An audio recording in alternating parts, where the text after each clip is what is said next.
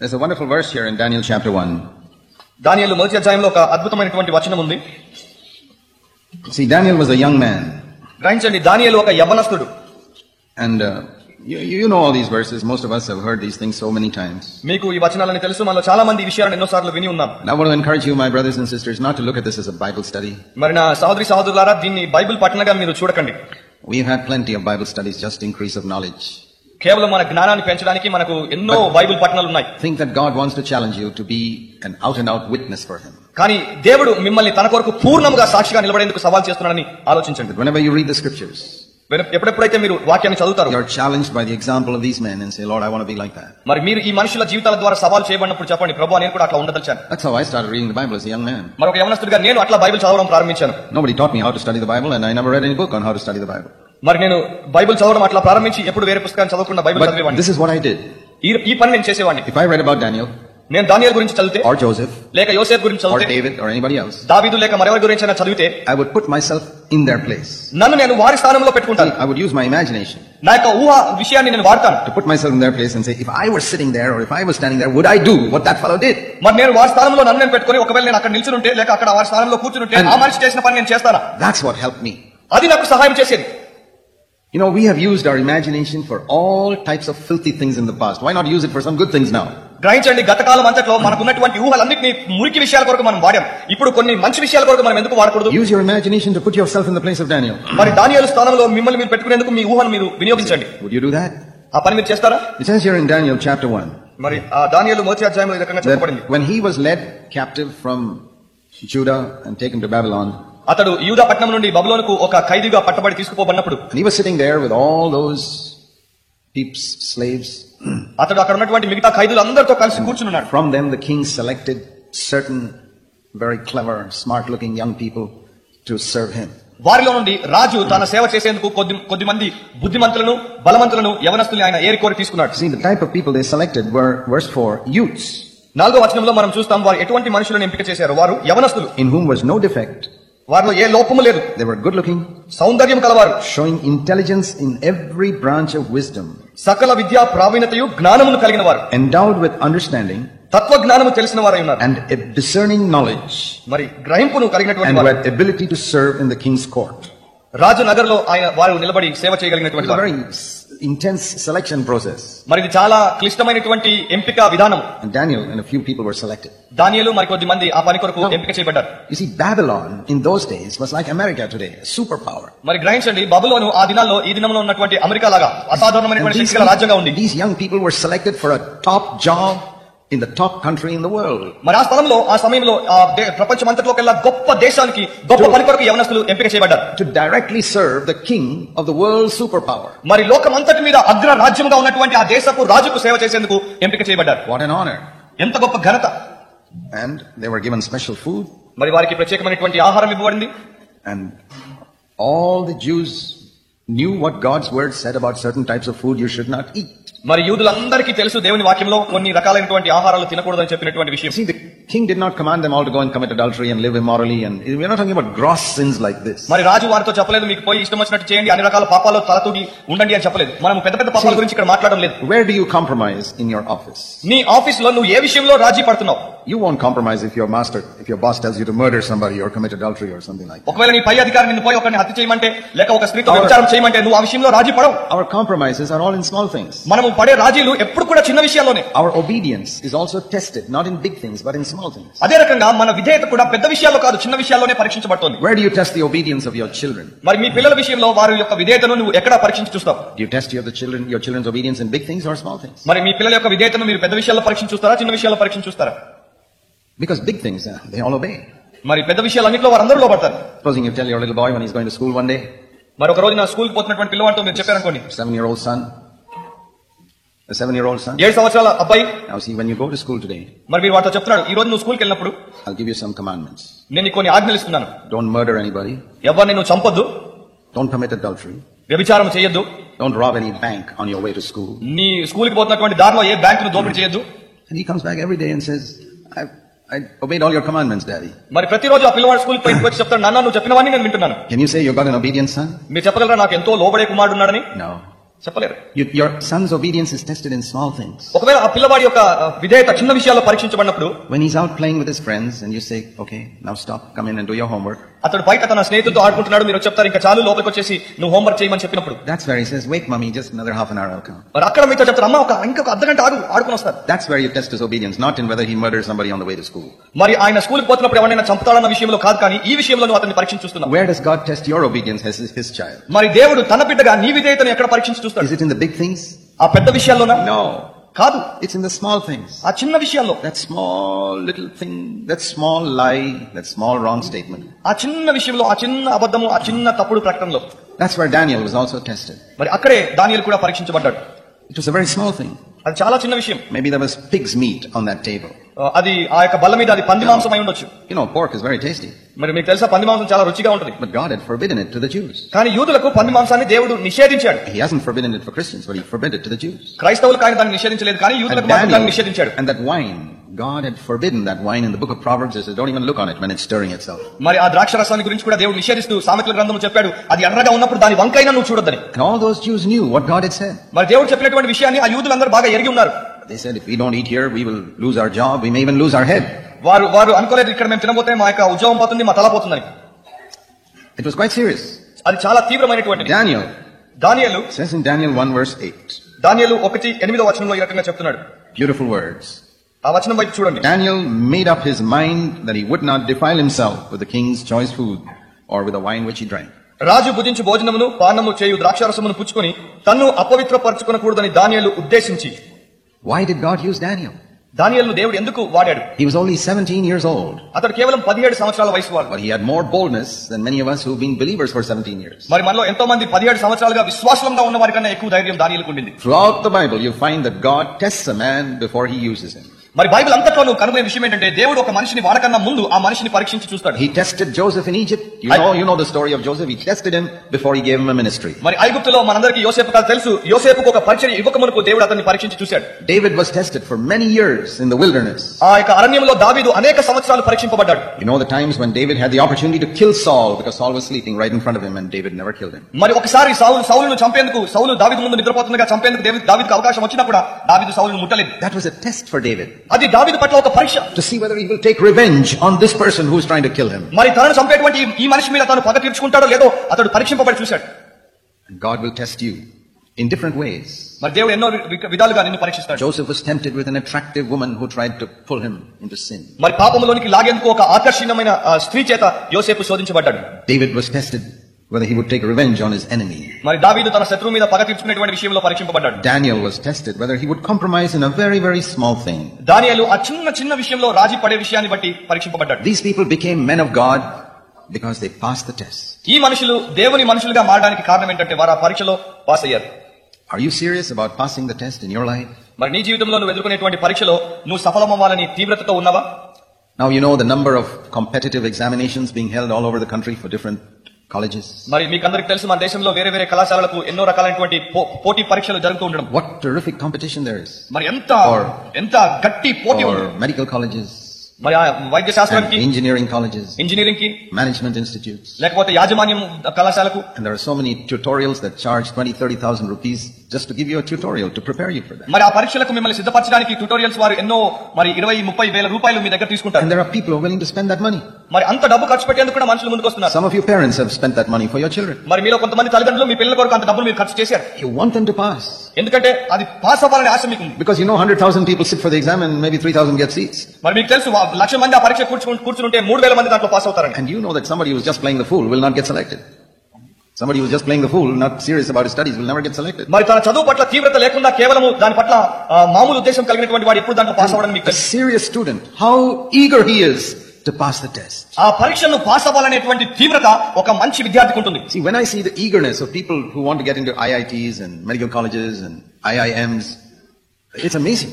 మరి ఆ ఐఐటికి, ఐఐఎంకి, medical college లో సీట్లు పొందేందుకు విద్యార్థులను తీవ్రతతో చూసినప్పుడు I look at that and I say, Lord, I wish believers had even 10% of the desire these people have to pass the test.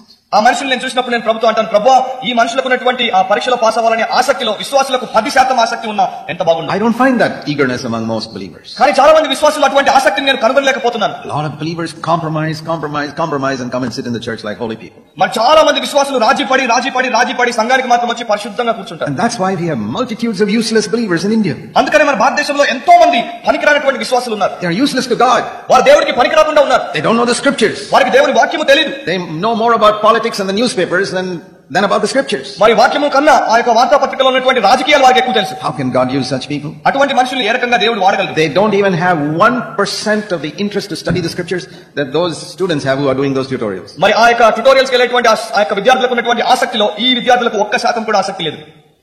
Is it possible that some of you sitting here, that God had a tremendous purpose for you, brother, sister, when he first called you? మరి అది సాధ్యమా? మీరు ఇక్కడ కూర్చున్నటువంటి కొంతమందిలో దేవుడు మీ కొరకు ఒక అద్భుతమైనటువంటి సంకల్పాన్ని కలిగి ఉన్నాడు.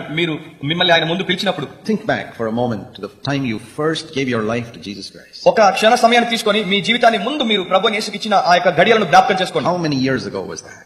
అది ఎన్ని సంవత్సరాల క్రితం జరిగింది? From that time, ఆ సమయం నుండి God has taken you through many situations to test you. దేవుడు మిమ్మల్ని పరీక్షించడానికి అనేక స్థితుల్లో నుండి తీసుకొని వచ్చాడు. He tested you in your office to see whether you'd stand for him. నీవు ఆయన కొరకు నిలబడతావో లేదో అన్నది నీ ఆఫీస్ లో పరీక్షించి చూశాడు. He tested you in the midst of your unconverted relatives to see whether you'd stand for him. మరి ఆయన కొరకు నీవు నిలబడతావో లేదో అని నీ మారు మనసు లేనటువంటి సంబంధికుల మధ్యలో నేను పరీక్షించి చూశాడు. He tested you by giving you shortage of money to see what you would do when you have little money. మరి నీ దగ్గర డబ్బు కొంచెం ఉన్నప్పుడు ఏం చేస్తావని నీకు డబ్బు కొంచెంగా ఇచ్చి అక్కడ పరీక్షించి చూశాడు. Whether you would disobey him and get into debt. మరి నువ్వు ఆయనకు అవిధేయత చూపించి అప్పుల పాలవుతావో లేదో అని పరీక్షించి చూశాడు. And if you did get into debt, whether you would be casual about paying it back or whether you would pay back your debt immediately. ఒకవేళ నువ్వు అప్పు చేసిన అప్పును తీర్చేందుకు మరి నువ్వు ఆసక్తితో ఉంటావో లేకపోతే దాని గురించి పట్టించుకోకుండా తిరుగుతావో అని కూడా పరీక్షించి చూశాడు. I find there are a lot of believers in debt in our country. మరి మన యొక్క దేశంలో ఎంతో మంది విశ్వాసులు అప్పుల పాలై ఉన్నట్టు నేను చూస్తున్నాను. They can pay back their debt. They've got enough gold hanging on their bodies and in their houses to pay back their debt. But they don't do it. వారి అప్పును వారు తీర్చుకోవాలంటే వారు ఈజీగా తీర్చేసుకోవచ్చు. వారి యొక్క శరీరం మీద ఎంతో బంగారం ఉంది, వారి ఇంట్లో ఎంతో ఉండాల్సినటువంటి ఉన్నాయి. Why don't they do it? కానీ వారు ఎందుకు అప్పు తీర్చరు? Because they don't fear God. ఎందుకంటే వారు దేవుడికి భయపడడం లేదు. No wonder they are useless. అందుకనే మనము వారు పనికిరాని చెప్పడానికి ఆశ్చర్యపోనక్కర్లేదు. It was a test. అదొక పరీక్ష. And God tests them, and when they get plenty of money also, what are you going to do with this? మరి మీకు వారికి విస్తారంగా ధనం ఇచ్చినప్పుడు కూడా ఆ విషయంను వారు ఎట్లా వాడతారో అనేది కూడా దేవుడు పరీక్షించి చూస్తాడు. You read in the days of Gideon that God tested the people before he used them to fight for him. గిదియోను దినాల్లో దేవుడు మనుషులను తన కొరకు వాడటానికి ముందు వారిని పరీక్షించి చూసినట్లు మనం చూస్తాం. Right from the beginning of the Bible, you find God tests man. మరి బైబిల్ ప్రారంభం నుండే దేవుడు మనిషిని పరీక్షించినట్లు మనం చూస్తున్నాం. The very first story of man is a story of man being tested in Genesis chapter 3. మరి ఆదికాండం 3వ అధ్యాయంలో మనిషి యొక్క మొట్టమొదటి కథలోనే మనిషి దేవుడి చేత పరీక్షింపబడ్డాన్ని మనం చదువుతాం. Right in the beginning of the Bible. మరి ఆ బైబిల్ ప్రారంభంలోనే And throughout the Bible, it's stories of men who were tested. మరి బైబిల్ అంతా కూడా దేవుని చేత పరీక్షింపబడిన మనుషుల కథలే. And the same thing happens to us. మరి అదే కూడా మన పట్ల జరుగుతోంది. Job was tested. యోబు పరీక్షింపబడ్డాడు. And when he passed the test, he got double of what he got before. మరి అతడు ఆ పరీక్షలో సఫలీకృతుడు అయినప్పుడు అంతకు ముందు ఉన్నదానికన్నా రెండింతలు పొందాడు. Do you think God tests us without any purpose? మరి మీరు అనుకుంటున్నారు దేవుడు ఒక సంకల్పం లేకుండా మనల్ని పరీక్షిస్తాడని? Why are you parents so eager to send your children to the examinations? Even if they have fever, they must go for the final examination. మీరు తల్లిదండ్రులుగా ఉన్నటువంటి వారు మీ పిల్లలకు జ్వరం వచ్చి వారు బాగా లేనప్పుడు కూడా ఆ పరీక్షలకు వారిని పంపేందుకు మీరు ఎందుకు అంత ఆసక్తితో ఉంటారు? Other days if they've got fever or something, you say, okay, today you stay at home. మరి మామూలు దినాల్లో వారికి జ్వరం వస్తే సరే ఈ రోజు స్కూల్కి వెళ్ళాల్సిన అవసరం లేదు, ఇంట్లో ఉండని చెప్తారు. But in the middle of the ICSE examination, if you got little fever, what do you do to your child? కానీ ఆ ICSE పరీక్షలు రాస్తున్నప్పుడు మధ్యలో మీ పిల్లవాడికి జ్వరం వచ్చింది అనుకోండి, అప్పుడు మీ పిల్లవాడితో ఏం చెప్తారు? Never mind your fever, go and do the test. నీ జ్వరం వచ్చింది పర్వాలేదు కానీ పోయి పరీక్ష అయితే రాసి రా. Why are you so eager for your son or daughter to be tested? మరి ఆ పరీక్షలో కూర్చునేందుకు నీ బిడ్డ వైపు నీవు ఎందుకు అంత ఆసక్తిని కలిగి ఉన్నావు? You know, many believers ask this question, why does God test me? మరి ఎంతో మంది విశ్వాసులు అంటారు, నన్ను దేవుడు ఎందుకు పరీక్షిస్తాడు? I ask you the question, why are you so eager to send your son to an examination and a test even when they've got fever? మరి నేను మిమ్మల్ని ఒక ప్రశ్న అడుగుతున్నాను, మీ పిల్లవాడికి జ్వరం వచ్చినప్పుడు కూడా వాడిని పరీక్ష రాసిరమ్మని ఎందుకు మీరు పంపిస్తున్నారు? Supposing here's a student who has studied after spending 30,000 rupees in some tutorial for IIT. అనుకోండి, ఇక్కడ ఒక విద్యార్థి ఉన్నాడు, ఐఐటి కొరకు ఒక ట్యుటోరియల్ లో 30,000 కట్టి నేర్చుకున్నాడు. And the day of his examination he's got little fever. మరి ఆ పరీక్ష రాయాల్సినటువంటి final test. ఆ చివరి పరీక్ష రాయాల్సినటువంటి రోజున అతనికి జ్వరం వచ్చింది. Will he go? అతను పోతాడా? Will he go for the test or not? పరీక్షకు పోయి కూర్చుంటాడా? Of course he'll go. తప్పకుండా పోతాడు. Even if he's got stomach upset, headache, fever, he'll go. అతనికి జ్వరం వచ్చినా, తలనొప్పి వచ్చినా, కడుపు జబ్బు వచ్చినా తప్పకుండా పోతాడు. Why is he so eager to be tested? ఎందుకు అక్కడ పరీక్షలో కూర్చోడానికి అంత ఆసక్తిగా ఉన్నాడు? Then you understand why God tests us. అప్పుడే నీకు అర్థమవుతుంది దేవుడు మనల్ని ఎందుకు పరీక్షిస్తాడు. You know that if your son does not get tested, he won't be promoted. మీకు తెలుసు మీ కుమారుడు ఆ పరీక్ష రాయకపోతే అతడు పై ఉన్నత స్థాయికి పోలేడని. And that person who spends so much effort and money to study for some entrance examination, if he knows that if he doesn't do that test, he'll never get entrance. మరి ఒక ప్రవేశ పరీక్ష కొరకు సిద్ధపడి మరి అంత డబ్బు ఖర్చు చేసినటువంటి వాడు పరీక్షకు పోకపోతే అతడు దాంట్లో ప్రవేశించలేడని వాడికి తెలుసు. Why don't we understand that spiritually also? మరి ఆ విషయాన్ని మనం ఆత్మీయంగా ఎందుకు అర్థం చేసుకోకూడదు? When you see a person who has come to a very prestigious college and got a very prestigious degree and finally got a very prestigious job. ఒక మనిషి మరి మంచి పేరుగాంచినటువంటి కళాశాలకు వచ్చి అక్కడ పేరు పొందినటువంటి డిగ్రీ సంపాదించి ఉన్నత ఉద్యోగాన్ని పొందినప్పుడు మీరు చూస్తే You know he's paid a price for it. మరి మీరు ఒక విషయం గమనిస్తారు, అతడు దాని కొరకు వెల చెల్లించాడు. From his kindergarten days, he's gone through examination many times every year. మరి ప్రతి సంవత్సరము తన చిన్నతనములో నుండి ప్రతి సంవత్సరం పరీక్ష రాసుకుంటూనే వస్తున్నాడు. How many hundreds of examinations he has passed before he has got that job? మరి ఆ ఉన్నత ఉద్యోగాన్ని పొందక మునుపు ఎన్ని వందల పరీక్షలు అతడు రాశాడు. It wasn't easy. It was not easy. మరి అది సులువైనటువంటి విషయం కాదు. And why are people so eager to get into the best colleges and schools? మరి ఎందుకు ఎంతో మంది విద్యార్థులు మంచి కళాశాలల్లో మంచి స్కూల్లో చేరాలని ఆసక్తితో ఉంటారు? They know that if I graduate from this very good college, there will be so many companies just waiting to give me a job. మరి వారికి తెలుసు ఈ మంచి పేరుగాంచినటువంటి కళాశాలలో నేను పాస్ అవుతే మరి నన్ను ఉద్యోగానికి తీసుకోవడానికి ఎన్నో మంచి కంపెనీలు ముందుకు వస్తాయని. It's exactly the same reason why God tests us. మరి అదే కారణం చేత దేవుడు కూడా మనల్ని పరీక్షిస్తూ చూస్తున్నాడు. To give us a promotion.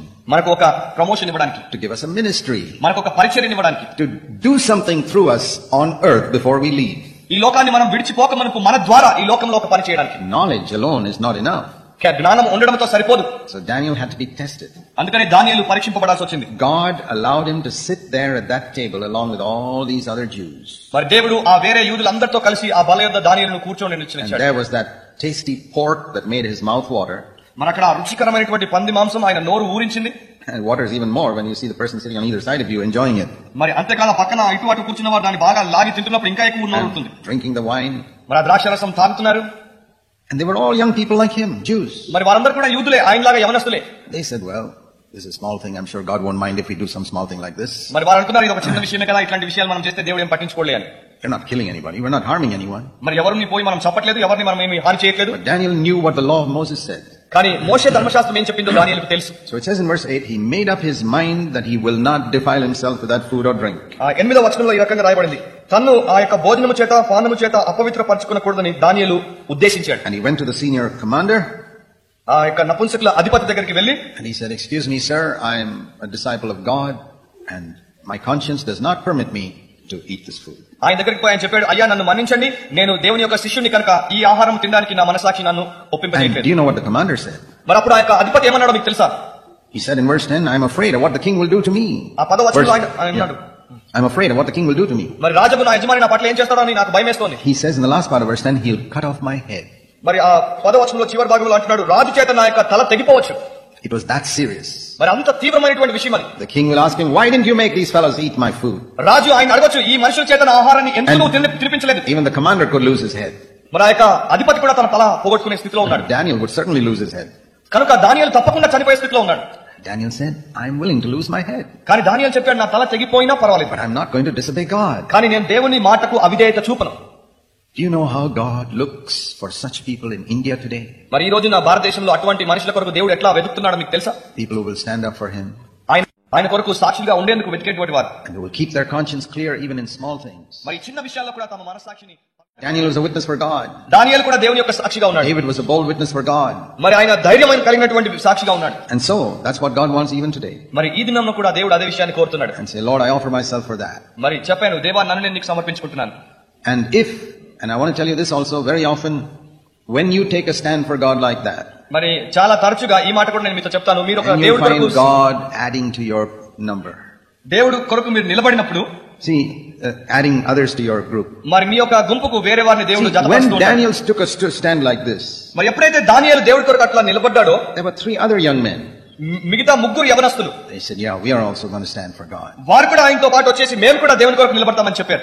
Nobody would ever have known about those young men if Daniel had not first taken a stand. మరి ఒకవేళ దానియేలు ఆ మొదటి అడుగు వేయకపోయి ఉంటే ఈ 3 యవనస్తుల గురించి ఎవరు తెలుసుకుని ఉండేవారు కాదు. You read about them here in verse 11, Hananiah, Mishael and Azariah. 11వ వచనంలో వారి గురించి మనం చదువుతాం, హనన్య, మిషాయేలు, అజర్యా. Or better known as Shadrach, Meshach and Abednego, which is their new name. లేక వారికి ఇవ్వబడినటువంటి కొత్త పేర్లు మనకు బాగా పరిచయమైనటువంటి పేర్లు, Shadrach, Meshach, Abednego. See, they were not as bold as Daniel. వారు దానియేలు అంత ధైర్యం గలవారు car. They were people who were a bit uneasy about eating all this మరి ఇవన్నీ తినడానికి కొంచెం కష్టంగా ఉన్నటువంటి వారు. They knew that this is wrong. వారికి తెలుసు అది తప్పని. But they didn't have a boldness to stand. కానీ దానికి వ్యతిరేకంగా నిలబడడానికి వారిలో ధైర్యం లేదు. But they felt if somebody else takes a stand, we'll stand with him. వారు అనుకున్నారు ఎవరైనా ఒకరు అట్లా నిలబడితే వారితో పాటు మేము నిలబడతామని. We don't have the boldness to stand alone. మరి మాకైతే మేము మాత్రమే నిలబడడానికి ధైర్యం లేదు. And at that table, if Daniel had not taken a stand, these fellows would also have been compromisers. మరి ఆ బల్ల మీద ఒకవేళ దానియేలు లేచి నిలబడకపోయింటే ఈ ముగ్గురు కూడా మిగతా వారితో రాజీ పడిపోయేవారు. Now I believe that all over India there are many Shadrachs, Meshachs and Abednegos. మరి నేను నమ్మే విషయం ఏంటంటే భారతదేశం అంతటా కూడా ఇట్లాంటి ఎంతో మంది షద్రకులు, మెషకులు, అబేద్నెగోలు ఉన్నారు. Who feel uneasy about the wrong things they are doing. మరి వారు చేస్తున్నటువంటి విషయాల పట్ల వారు మనసులో ఇబ్బంది పడుతూ ఉంటారు. They know this is wrong what I'm doing. వారికి తెలుసు నేను చేసేటువంటి పని తప్పు అని. They know that all this that goes on in our church is not according to scripture. మరి మా సంఘంలో జరిగేటువంటి ఇవన్నీ కూడా వాక్యానుసారమైనటువంటివి కావని వారికి తెలుసు. But they don't have the guts to stand up against it. కానీ దానికి వ్యతిరేకంగా నిలబడడానికి మాత్రం వారికి గుండె ధైర్యం లేదు. But if they find a Daniel, they'll join with him. ఒకవేళ వారు దానియేలుని ఎవరైనా కనుగొంటే వారు పోయి ఆయనతో చేరతారు. So what is God looking for in India today? మరి ఈ రోజున భారతదేశంలో దేవుడు దేని కొరకు వెతుకుతున్నాడు? He's looking for Daniels. ఆయన దానియేలుల కొరకు వెతుకుతున్నాడు. You know, if you go back in history about 500 years ago, మరి చరిత్రలో మీరు 500 సంవత్సరాల వెనక్కి వెళ్ళినట్టయితే there were different people in the Roman Catholic Church in Europe who were not very happy with what was going on in the Roman Catholic Church. They knew this is not according to God's word. ఐరోపా ఖండంలో Roman Catholic సంఘంలో వేరు ఉద్దేశాలు ఉన్నటువంటి మనుషులు ఉన్నారు. Roman Catholic సంఘంలో జరిగేటువంటి విషయాలు వాక్యానుసారమైనటువంటివి కావని ఎరిగినటువంటి వారు కొద్దిమంది ఉన్నారు. But they didn't have the courage to stand against the Pope or against the leaders. కానీ వారిలో పోపుకు ఆ నాయకులకు వ్యతిరేకంగా నిలబడగలిగేటువంటి ధైర్యం లేదు. But then God found one man. అప్పుడు దేవుడు ఒక్క మనిషిని కనుగొన్నాడు. Not 10 people, one man. 10 మందిని కాదు, ఒక్క మనిషిని. Martin Luther. Martin Luther. He was a bold man. ఆయన ధైర్యవంతుడు. He said, this is wrong, and I don't care if all the popes and everybody says it, it's wrong. I'm going to stand against them. ఆయన అన్నాడు ఇది తప్పు, ఆ పోపులు అందరూ కలిసి ఒప్పని చెప్పినా కూడా నేను లెక్కించను, ఇది తప్పే.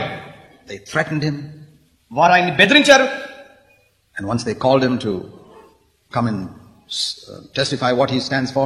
ఒకసారి ఆయన్ని వారి ముందుకు పిలిపించి దేని కొరకు నిలబడుతున్నాడో సాక్ష్యం చెప్పమన్నారు. And his friend said, be careful, they'll kill you. You don't go there. మరి స్నేహితులు ఆయనతో చెప్పారు, నువ్వు అక్కడికి పోవద్దు, వారు పట్టుకొని నిన్ను చంపుతారని చెప్పాడు. And he said, even if there are as many demons as stones on the street there, I'm going.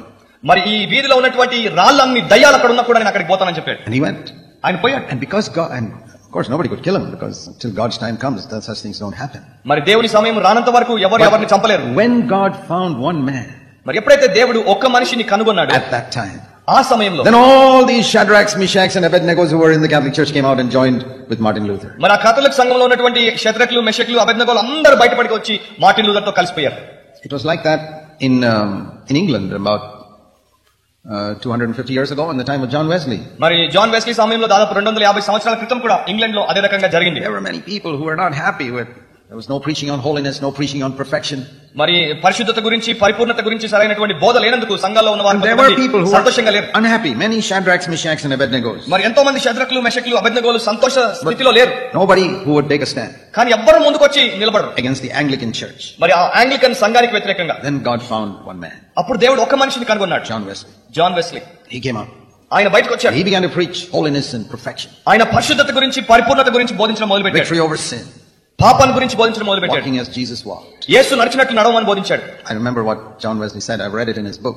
మరి జాన్ వెస్లీ చెప్పిన మాట నాకు జ్ఞాపకం వస్తుంది. ఆయన పుస్తకంలో రాశాడు. When you read a verse like the verse we read on the first night, మరి మొదటి రోజు కూడికలో మనం చదివినటువంటి వచనాన్ని మీరు చదివినప్పుడు, you know that verse in 1 John 2:6, the one who says he abides in Christ must walk as Jesus walked. మరి అది మొదటి యోహాను 2:6 ఒకడు నేను ఆయన యందు నిలిచి ఉన్నానని చెప్పినట్ల ఆయన నడుచుకున్నట్లు వాడు నడుచుకున్న బద్ధుడై ఉన్నాడు. When you read a verse like that, how do you respond to it? అటువంటి వచనాన్ని నువ్వు చదివినప్పుడు దానికి నువ్వు ఎట్లా ప్రతిస్పందిస్తావు? There are two ways to respond to that verse. అటువంటి వచనానికి మనం రెండు రకాలుగా ప్రతిస్పందించవచ్చు. One is, oh, what a burden God puts on us to walk like Jesus walked. How can we do it? It's such a strain.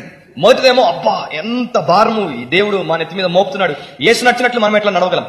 But you know how John Wesley reacted to it when he read that verse. కానీ John Wesley ఆ వచనాన్ని చదివినప్పుడు ఆయన ఎట్లా ప్రతిస్పందించాడో మీకు తెలుసా? He said, you mean I can walk as Jesus walked? Fantastic. ఆయన అన్నాడు, యేసు నడిచినట్టు నేను నడవగలను, ఎంతో అద్భుతం. He was so excited. మరి ఆయన ఎంతో ఆనందించాడు. It's like a man who's got so many sicknesses being told, you can be free from all those sicknesses. మరి ఎన్నో రోగాలతో బాధపడుతున్నటువంటి వారికి వచ్చేసి ఈ రోగాలన్నీ పోగలవనేటువంటి శుభవార్త విన్నప్పుడు వాడు ఎగిరిగంతేసినట్టు ఎగిరిగంతేశాడు. Supposing a man goes to a doctor with 10 serious sicknesses. మరి ఒక మనిషి 10 రోగాలతో ఒక డాక్టర్ దగ్గరికి వెళ్తే, and the doctor says you can be perfectly healthy without any sickness. మరి ఏ రోగం లేకుండా పూర్ణ ఆరోగ్యవంతుడిగా నువ్వు ఉండొచ్చని డాక్టర్ చెప్పాడు అనుకోండి. What does he say? అప్పుడు ఆయన ఏం చేస్తాడు? Oh, you mean I have to live without any sicknesses? అంటే ఇంకా నాకు జబ్బే రాదా? Does he say that? అట్లా అంటాడా? Or is he excited? లేకపోతే ఎగిరి ఆనందంతో గంతులేస్తాడా? That's how John Wesley reacted. You mean I can live in victory over sin without sinning every day? మరి జాన్ వెస్లీ ఆ రకంగా ప్రతిస్పందించాడు. ఆయన అన్నాడు, మరి ప్రతిరోజు పాపము లేకుండా పాపాన్ని జయిస్తూ నేను జీవించగలనా? So you can read that verse in two ways. మరి ఆ వచనాన్ని నీవు రెండు రకాలుగా చదవగలవు. It depends on whether you love holiness or you love sin. మరి అది నీవు పరిశుద్ధతను ప్రేమిస్తున్నావా, పాపాన్ని ప్రేమిస్తున్నావా అన్న దాని మీద ఆధారపడి ఉంది. And because God found one man like that, మరి దేవుడు అటువంటి ఒక్క మనిషిని కనుగొన్నాడు కనుక he gathered hundreds of people like that who longed for godliness in England 250 years ago. 250 సంవత్సరాల క్రితం ఇంగ్లాండ్ లో ఆ దైవత్వం కొరకు పాకులాడినటువంటి వందలాది మనుషులను ఆయన దగ్గరికి తీసుకుని వచ్చాడు. And that was a very powerful godly church 250 years ago that John Wesley started. 250 సంవత్సరాల క్రితం జాన్ వెస్లీ ప్రారంభించినటువంటి ఆ సంఘము దైవభక్తితో శక్తితో ఉన్నటువంటి సంఘం. But like every other church, decline sets in very soon. మరి వేరే అన్ని సంఘాలలాగానే అది కొద్ది దినాల తర్వాత దిగజారిపోవడం ప్రారంభించింది. Today we see in India so many movements God has raised up. మరి ఈ దినాన మనం చూస్తే భారతదేశంలో దేవుడు ఎన్నో గుంపులను లేపాడు. Godly men that God has raised up through the years. మరి ఎన్నో సంవత్సరాలుగా దేవుడు దైవ జనులను లేపుతూ ఉన్నాడు. Then they die and decline sets in. మరి వారు చనిపోగానే ఆ యొక్క సంఘాలు దిగజారిపోవడం ప్రారంభిస్తాయి. Many times the decline sets in even before they die. మరి కొన్నిసార్లు వారు ఇంకా చనిపోక మునిపే ఆ దిగజారుడు ప్రారంభమవుతుంది. Everywhere we see that. ప్రతి చోట మీరు దాన్ని చూస్తారు. Every group, every denomination. ప్రతి సంఘము ప్రతి గుంపులో మీరు చూస్తారు. What is God looking for? అయితే దేవుడు దేని కొరకు వెతుకుతున్నాడు? God is looking even in our midst for people who will take a stand for him. మరి మన మధ్యలో కూడా దేవుడు ఆయన కొరకు నిలబడగలిగేటువంటి మనుషుల కొరకు వెతుకుతున్నాడు. Say, Lord, I will never compromise. ప్రభువా, నేను ఎన్నడూ రాజీ పడను. I don't care what price I have to pay. మరి నేను ఏ వేళ చెల్లించాల్సి వచ్చినా పర్వాలేదు. I am not going to compromise. నేను మాత్రము రాజీ పడను. Even in a small thing. ఒక చిన్న విషయంలో Let other people do it. ఎంతో మంది చేస్తారు. I'm not going to do it. నేను మాత్రము చేయను. My conscience does not permit me. నా యొక్క మనస్సాక్షి నాకు అనుమతి ఇవ్వదు. Don't seek the lowest standard, but seek the highest standard. మరి ఆ తక్కువ ప్రమాణాన్ని ఎంచుకోకండి, ఆ ఉన్నతమైన ప్రమాణాన్ని ఎంచుకోండి. You know, those who are seeking the highest standard will always have a sense of dissatisfaction in their life. మరి ఎవరైతే ఆ ఉన్నతమైన ప్రమాణాన్ని ఆశిస్తారో వారి జీవితంలో హృదయంలో ఎప్పుడు కూడా ఆ నిరాశ, ఆ సంతృప్తి ఉండదు. I find many Christians are so satisfied. మరి నేను కనుగొన్న విషయం ఏంటంటే చాలా మంది క్రైస్తవులు బాగా సంతృప్తిగా ఉన్నారు. I find in my life I'm mostly dissatisfied with myself. మరి నా జీవితంలో నేను కనుగొన్న విషయం ఏంటంటే నన్ను బట్టి నేను బాగా అసంతృప్తితో ఉన్నాను. Let me ask you a question. మిమ్మల్ని ఒక ప్రశ్న అడగనివ్వండి. Supposing pass marks in a school are 35%. Pass marks, if it's 35%. ఒక స్కూల్లో పాస్ అవ్వడానికి 35% మార్కులు వస్తే చాలు. And in mathematics, here is a student who got 35%. మరి గణిత శాస్త్రంలో ఇక్కడ ఒక విద్యార్థి ఉన్నాడు, అతనికి 35% మార్కులు వచ్చాయి. He is so happy. అతను ఎంతో సంతోషిస్తున్నాడు. He comes home so happy. Mommy, I passed. I got 35%. మరి ఇంటికి సంతోషంతో వస్తాడు, చెప్తాడు, అమ్మా నాకు 35% మార్కులు వచ్చాయి, నేను పాస్ అయ్యాను. You know who comes home discouraged? మరి ఇంటికి ఎవరు నిరాశతో వస్తాడో తెలుసా? The boy who got 97%.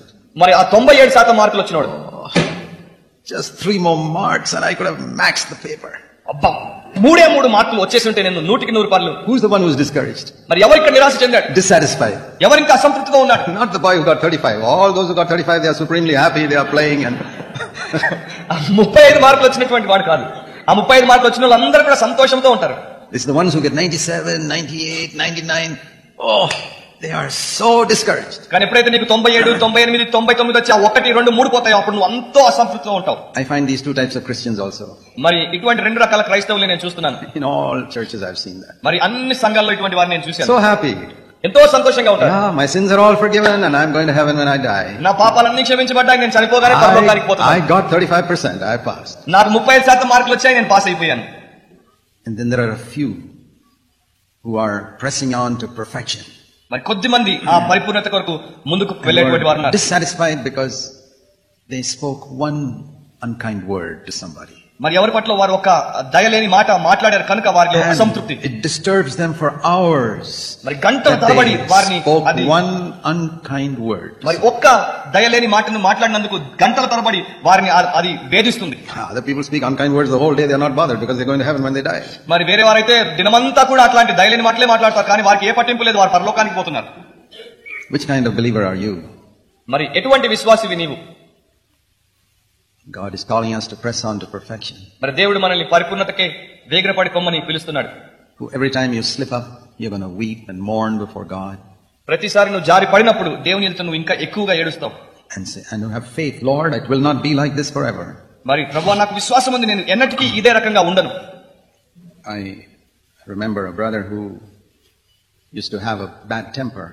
మరి నాకు ఒక సహోదరుడు జ్ఞాపకం వస్తున్నాడు. ఆయనకు చెడ్డ కోపం ఉండేది. He would leave his office and say, I'm not going to get angry today when I go home. మరి ఆయన ఆఫీస్ నుండి బయలుదేరేప్పుడు అనుకునేవాడు, నేను ఇంటికి వెళ్ళి ఈ రోజు నాకు కోపగించను. But he would get angry. కానీ ఇంటికి రాగానే కోపం వస్తుంది. I remember him testifying in a meeting once. మరి ఒక కూడికలో ఆయన సాక్ష్యం చెప్పడం నాకు జ్ఞాపకం ఉంది. He was weeping. ఆయన కన్నీరు కారుస్తున్నాడు. He said, always I leave my office saying I will not get angry when I come home, and I get angry. ఎల్లప్పుడూ నా ఆఫీస్ నుండి ఇంటికి బయలుదేరుతున్నప్పుడు నేను అనుకుంటాను ఇంటికి వెళ్ళి కోపగించుకోవద్దని, కానీ ఇంటికి రాగానే నాకు కోపం వస్తుంది. Today, he said, I left my office and I said, today I will not get angry. ఈ రోజు నా ఇల్లు విడిచినప్పుడు, నా ఆఫీస్ విడిచినప్పుడు నేను అనుకున్నాను ఈ రోజు మాత్రం నేను కోపగించుకోను. And I went home and I got angry. కానీ ఇంటికి వెళ్ళాను, మరలా కోపగించుకున్నాను. And he was weeping and he was going to sit down. మరి ఆయన కన్నీరు కారుస్తున్నాడు. And the elder brother in that meeting said, no, don't sit down. ఆయన కూర్చోబోతున్నప్పుడు ఇంకొక సహోదరుడు ఆ మీటింగ్ లో ఉన్నవాడు చెప్పాడు, అయ్యా కూర్చోవద్దు. You speak one more sentence before you sit down. మరి నీవు కూర్చోక మునుపు ఇంకొక మాట చెప్పి కూర్చో. Say, but it will not be like this forever. కానీ ఇది ఈ రకంగా ఎల్లప్పటికీ ఉండబోదు. One of these days I will become an overcomer. ఏదో ఒక రోజున నేను జయించేవాడిగా మారిపోతాను. Confess your faith before you sit down. నీవు కూర్చోక మునుపు నీ విశ్వాసాన్ని ప్రకటించి కూర్చో. Never mind if you failed. ఓడిపోయినా పర్వాలేదు. But say to the devil, you're not going to rule me forever. మరి సాతానుతో చెప్పి కూర్చో, నీవు నన్ను నిత్యము ఏలేటువంటి వాడు కాదని. You're going to come under my feet one of these days. మరి ఏదో ఒక రోజున నీవు నా కాళ్ళ కిందకి రాబోతున్నావు అని చెప్పి. We don't confess that. That's why we remain in defeat. మనం దాన్ని ఒప్పుకోము కనుకనే మనం ఎప్పుడూ ఓటమి కిందే ఉంటాం. So to all of you who are defeated, I say that last sentence. మరి ఓడిపోయినటువంటి వారందరితో నేను చెప్పే మాట ఏంటంటే ఆ చివరి ప్రకటన మీరు చేయండి. They overcame Satan by the word of their testimony. మరి బైబిల్ చెప్తోంది వారు సాతానును తమ యొక్క సాక్ష్యం ద్వారా Say to the devil, many years you have made me a compromiser. సాతానుతో చెప్పండి ఎన్నో సంవత్సరాలు నన్ను రాజీ పడేవాడిగా చేశావు. Many years you made me waste my life. ఎన్నో సంవత్సరాలు నా జీవితాన్ని వృధా చేసుకునేట్టు చేశావు. It's not going to be like this forever. కానీ ఇది ఇట్లా ఎల్లప్పటికీ ఉండబోదు. You are going to come under my feet. నీవు నా పాదాల కిందకి రాబోతున్నావు. Even if it takes 5 years or 10 years, you're going to come under my feet one of these days. మరి ఏదో ఒక రోజున 5 సంవత్సరాలైనా 10 సంవత్సరాలైనా నీవు నా కాళ్ళ కిందకి రాబోతున్నావు. I'm going to get 100% one of these days. మరి ఈ దినాల్లో ఒక రోజున నేను పూర్తిగా 100% Don't give up. మీరు విడిచిపెట్టకండి. God is on your side against the devil. సాతానుకు వ్యతిరేకంగా దేవుడు నీ పక్షాన ఉన్నాడు. Even if you have failed, God wants to help you to overcome Satan. ఒకవేళ నీవు పడిపోయినా ఆ పాపమును జయించడానికి దేవుడు నీకు సహాయం చేయడానికి ఇష్టపడుతున్నాడు. Have faith in that. అయితే ఆ విషయంలో విశ్వాసం కలిగి ఉండు. ప్రార్థిద్దాం. While our heads are bowed in prayer, ప్రార్థనలో మన తలలు వంచి ఉండగా I want to encourage you to respond to the word of God you heard this morning. ఈ ఉదయాన నీవు విన్న దేవుని వాక్యానికి నువ్వు ప్రతిస్పందించాలని నిన్ను ప్రోత్సహిస్తున్నాను. Say, Lord, I want to believe.